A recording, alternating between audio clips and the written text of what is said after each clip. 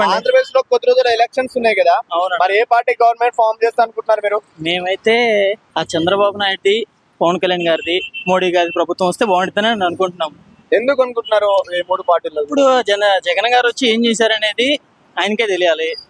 ఇప్పుడు వరకు అయితే ఆయన చేసింది ఏం లేదు. ఒక రోడ్లు వేసింది లేదు, సాఫ్ట్వేర్ కంపెనీలు తీసుకొచ్చింది లేదు. మేము అక్కడి నుంచి వచ్చి ఇక్కడ బతకాల్సి వస్తుంది. అది వీళ్ళు వస్తే తీసుకొస్తారని చిన్న ఆశ. మరి ఉద్యోగ అవకాశాలు కానీ డెవలప్మెంట్స్ ఏం లేదండి. అది మరి డెవలప్మెంట్స్ అయితే డెవలప్మెంట్ కూడా ఏం లేదు. రోడ్ల వ్యవస్థ ఎలా ఉంది? అన్ని గోతులే. మా నియోజకవర్గం వచ్చేసి వేమూరు, ఒక్క రోడ్డు ఒక్క డెవలప్మెంట్ లేదు. మా కాన్స్టిట్యున్సీకి ఎమ్మెల్యే వచ్చేసి మేరు నాగార్జున గారు ఇంతవరకు ఏమి చేయలేదు. ఇప్పుడు మార్చారు, వేరే ఆయన తీసుకొచ్చారు. ఆయన ఎందుకు తీసుకొచ్చారు? ఈయన వచ్చి అడిగితే మళ్ళీ జనాలు అడుగుతారని ఆయన పంపించేసి నేను కొత్తోడిని, నేను వేరే విధంగా చేస్తాను, వాళ్ళకిలాగా చేయను, నేను కొత్తగా చేస్తాను అది ఇది అని చెప్పడం కోసం ఆయన తీసుకొచ్చేసారని చెప్పేసి మేము అనుకుంటున్నాం. మరి జగన్ గారు ఇప్పుడు ఎమ్మెల్యేలు మారుస్తున్నారు, సో దాన్ని అదే ఆయన మారుస్తుంది. అందుకు ఇప్పుడు ఎవరైతే చేయలేదో వాళ్ళని తీసుకెళ్లి వేరే చోట వేసి ఆయన వేరే ఎక్కడ ఇక్కడ తీసుకొచ్చి ఇక్కడికి వేస్తున్నారు. అట్లా వేస్తే వీళ్ళు వచ్చి ఏం అడుగుతారు? ఇంటికి వచ్చి ఆయన ఏం చేశాడు మాకు తెలియదు, మేం చేస్తాం, మాకు ఓటేయండి అని చెప్పేసి నిలడం కోసం జగన్ గారు ఇట్లా మారుస్తున్నారు. మరి జగన్ గారికి చంద్రబాబు నాయుడు గారి మధ్య తేడా అంటే ఏం చెప్తారండి?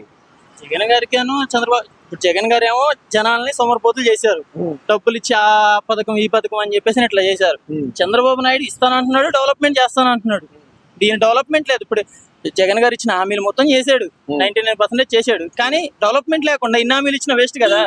అది మరి లాస్ట్ టైం జగన్ గారి 150 సీట్లు వచ్చాయి కదా, మరి ఈసారి ఎన్ని సీట్లు రావచ్చు అనుకుంటున్నారు మీరు? ఈసారి 150 సీట్లు అంటే ఈసారి ఒక 30-40 వస్తాయని అనుకుంటున్నాం.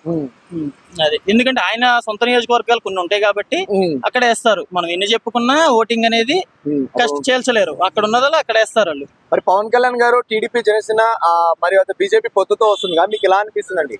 పొత్తుతో వస్తే చేస్తారని చెప్పేసి మేము దానికే సపోర్ట్ చేస్తున్నామండి. అదే పొత్తుంటేనే కరెక్ట్. ఎందుకంటే ముగ్గురు ఉంటారు, ఒకళ్ళు తప్పు చేస్తున్నా ఇంకొకరు క్వశ్చన్ చేస్తారు. ఇప్పుడు ముగ్గురికి నచ్చే విధంగా ఉండాలంటే అది ప్రజలకు చేస్తేనే వాళ్ళకి నచ్చుద్ది, లేకపోతే నచ్చదు కదా. అది లాస్ట్ టైం పవన్ కళ్యాణ్ 2 చోట్ల ఓడిపోయాడు కదా, మరి ఈసారి గెలిచి అసెంబ్లీకి వెళ్ళే ఛాన్స్ ఉంది అనుకుంటున్నారా? ఇప్పుడు లాస్ట్ టైం ఓడిపోయారంటే ఆ లాస్ట్ టైం ఆయనకి గట్టిగా సపోర్ట్ లేదు. ఈసారి కొంచెం బలపరుచుకున్నాడు. ఈసారి ఖచ్చితంగా అసెంబ్లీలోకి వెళ్తాడు, పిఠాపురం నుంచి వస్తాడు ఖచ్చితంగా. అసెంబ్లీలో అడుగు పెట్టి జనాలకు చేసి చూపెడతాడు. మరి 2047 విజన్ తో వస్తున్నారు చంద్రబాబు నాయుడు గారు ఈ ఎలక్షన్ లో, మరి ఏమైనా ప్రభావం చూపించచ్చు అనుకుంటున్నారు? ఏ ప్రభావం అంటే ఆయన కొంచెం చేసి జనాలకి ఇంకొకసారి ఆ ఓట్లు అడిగే విధంగా ఆయన చేసుకుని జనాల్లో తిరగడం చేస్తాడు. ఓకే, ఓవరాల్ గా ఒక్క మాట నెక్స్ట్ టైం ఎవరు అనుకుంటారు? చంద్రబాబు నాయుడు గారి, పవన్ కళ్యాణ్ గారిది, బీజేపీది ముగ్గురు పొత్తుతోనే వస్తుంది. ఎన్ని సీట్లతో రావచ్చు? 100 అబోవ్ వస్తుంది. Okay, thank you.